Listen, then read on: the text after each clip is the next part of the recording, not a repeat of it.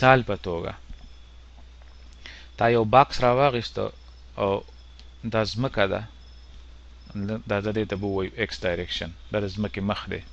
دلته د یو باکس کېښودو، دا باکس به ورته سور جوړ کړو یا خړ غونده به ورته جوړ کړو. دا باکس ته په دې ځمکه کېښودو او بیا دلاور خان ته دې وویلې چې دې له دیکه ورکه، خو داسې دیکه ورکه چې 10 نیوټنه دیکه ورکه. نو دلاور خان په یو زور لګی ښي لاس ته 10 نیوټنه. خو دا باکس چې کوم دی د دې دیکې په نتیجه کې روان دی ښي لاس ته، او د ده ویلاسټي چې کوم ده هغه ده 2 میټره په یو سیکنډ کې. کم لاس ته؟ ښي لاس ته. ښي لاس ته به موږ ایکس ووایو، موږ د آی ډایرکشن به ووایو، آی ډایرکشن. او ورسره به دا ووایو چې نه بدلیږي. راځئ چې دا ومنو چې نه بدلیږي او نه بدلیږي. په ټاکل اکسلریشن روان دی، دیکه ورکولی کېږي او دی په ټاکل اکسلریشن ویلاسټي روان دی، په ټاکلې ویلاسټي. ښه، ویلاسټي د ښي لاس ته شمیره هم نه بدلیږي 2 میټره په یو سیکنډ کې، نه کمیږي نه زیاتیږي او نه اړخ بدلیږي. نو څه مطلب شو؟ اکسلریشن 0 شو. اوس به دا باکس راواخلو، دې ته فری باډي ډایګرام وایي، او دلته به ورسره دلته به یو نښه جوړه کړو، دا زموږ باکس شو. او ټول قوتونه چې څومره موږ ته معلوم دي زورونه، هغه به دلته راکاږو د ویکټرو په شکل کې. نو دا زمونږ وای ډایرکشن شو او دا زمونږ ایکس ډایرکشن شو. د باندې خو دلاور خان ښکاره په ننداره باندې دغه 10 نیوټنه زور لګولی دی، د دلاور خان زور ښي لاس ته. دا زمونږ ایکس شو، دا زمونږ وای شو.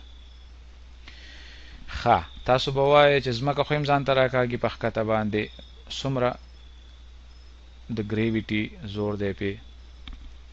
اوس موږ زده کړه چې د ځمکې په مخ دی، نو د ځمکې مخ به ورباندې خپل ځان ته نیغ په نیغه، یعنې مخ ته پرپینډیکولر یو زور لګوي چې کوم ته موږ اف نارمل وویلې. دا خو موږ اوس په دغه تیر مثال کې معلوم کړو. راځئ چې د وای ډایرکشن ته وګورو. دغه اف برابر دی د ام ا، دا یو ویکټر ایکویشن دی. د دې مطلب دا دی چې په وای ډایرکشن کې چې کوم ټوټال زور دی هغه برابر دی د دې باکس د ماس ځله په وای ډایرکشن کې اکسلریشن، او په ایکس ډایرکشن کې چې کوم ټوټال زور دی هغه برابر دی د ماس ځله اکسلریشن په ایکس ډایرکشن کې. د ویکټر ایکویشن دغه مطلبي چې هر ډایرکشن ته واخلي، په هغه ډایرکشن کې فورس به د ماس ځله په هغه ډایرکشن کې د اکسلریشن برابري. کله چې ویکټرز ایکویشن موږ لیکو د دې دغه مطلبي. صحیح ده؟ نو دا ایکویشن د ما مطلب دا دی، دا ایکویشن او دا دوه ایکویشن دا یوه خبره ده. خو دلته د ویکټر په بڼه باندې چې ولیکې نو دا ټول دوه خبرې موږ په یو ایکویشن کې راغونډې کړي دي او دلته مو بیا جدا جدا کړي. ښه، وای ډایرکشن ته که موږ وګورو نو په وای ډایرکشن کې د اکسلریشن څومره دی؟ 0 دی. نو په وای ډایرکشن کې چې کمزور دی څومره دی؟ اف ان نارمل فورس په بره لګېدلی دی، ټوټال زور دی. اف جی په ښکته لګېدلی دی په منفي وای ډایرکشن کې، نو ماینس اف جی شو. صحیح شو؟ او دا ټوټال زور شو. او نیوټن لا څه وایي چې ټوټال زور یا سیوایي زور چې څومره زورونه په دغه ډایرکشن کې دي موږ ټول را جمع کړو، نو دغه به برابري د ماس ځله اکسلریشن. نو دغه باکس ماس چې کوم دی نو زه داسې به وګڼو چې 10 کیلوګرامه باکس دی. نو دغه برابر شو د باکس د ماس چې کوم 10 دی او ځله اکسلریشن په وای ډایرکشن کې چې هغه 0 دی.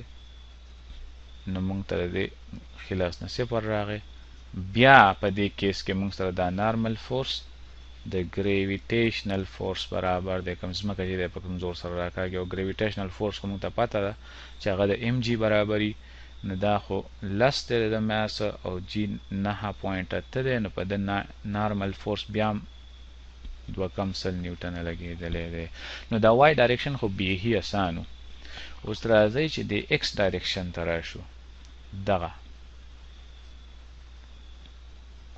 په ایکس ډایرکشن کې دلاور خان خو په هیلاس ته یو فورس لګولې دی کوم ته چې موږ ویلې دی اف ډي پازیټیو ایکس ډایرکشن کې نو پلس اف ډي شو اوس دغه به صرف خو اوس په ایکس ډایرکشن کې د اکسلریشن څه دی هیڅ هم نشته زیرو دی نو د دې مطلب دا دی چې دا یوازینی فورس نه دی دا زور د دلاور خان دا زور یو چرته یو بل زور کینسل کړی دی په دغه په د دې په چپه یو زور لګېدلی دی یعنی په دې اړخ کې په یو زور لګېدلی دی او هغه هم دغه عمره دی ځکه چې په ایکس ډایرکشن کې د اکسلریشن نشته دی د خو ویلاسټي ټاکلې ده نه بدلیږي اکسلریشن پکې نشته نه په وای اړخ کې نه په ایکس اړخ کې نو د ماس لس دی او اکسلریشن په ایکس ډایرکشن کې صفر دی نو دا غاړه خو موږ سره صفر ده نو دا د دلاور خان فورس خو لس نیوټنه دی نو دا څنګه لس د صفر برابر شو نو دا لس نه دی دلته یو سره یو لس نیوټنه زور بلم دی او دا به د کم ځای نه راځي اوس دغه فورس به د کم چا لګولی دی نو که لږ ورته په غور وګورو نو دا باکس چې کوم دی په ځمکه باندې رګړ خوري دلته د ځمکې دا زیږوالی څه دی دا ور باندې په چپه باندې زور لګوي او دغه ته وایي د فریکشن فورس نو دا به موږ په حروفو کې اف ولیکو او هغه په منفي ایکس ډایرکشن کې نو ماینس اف شو زیرو نو د فریکشن فورس برابر شو د دلاور خان د فورس لس نیوټنه فورس نو په دې مثال کې موږ یو بل شی زده کوو چې هر دوه مخونه د باکس دا مخ او د ځمکې مخ یا د میز مخ دوه مخونه چې یو بل سره جنګېدلي او دا ته یو په یو بل باندې خوایې نو یو فورس به لګي نو که باکس ښي لاس ته روان دی نو یو د فریکشن فورس به ګس لاس دی همیشه به د خوځښ په چپه وي او نو دا موږ یو نوی فورس معلوم کړو چې دوه مخونه په یو بل مخلی کېږي نو هغې کې یو فورس دی په یو بل لګوي تاسو به وایئ چې ښه نو صرف د ځمکې په باکس باندې لګوي باکس خو په ځمکه هم لګوي نو دا د نیوټن دریم لا وایي که ځمکې پې دغه عمره زور ولګو ګس لاس ته نو دا باکس یې په ځمکه باندې لګوي ښي لاس ته خو په دغه تیر مثال کې زموږ ځمکې سره کار نه و زموږ د باکس سره کار و چې باکس کې څومره اکسلریشن پیدا شوی دی په باکس باندې زورونه کم کم لګېدلي دي نو موږ صرف او صرف خپل غور او فکر په باکس باندې کاوه په ځمکه به هم لګېدلی باکس یې په ځمکه هم لګوي خو هغې سره زموږ کار نه و موږ د ځمکې دپاره دغه کویشن نه راوستل په کار نو صرف د باکس خبرې نو بیا زموږ دغه حساب کتاب صحیح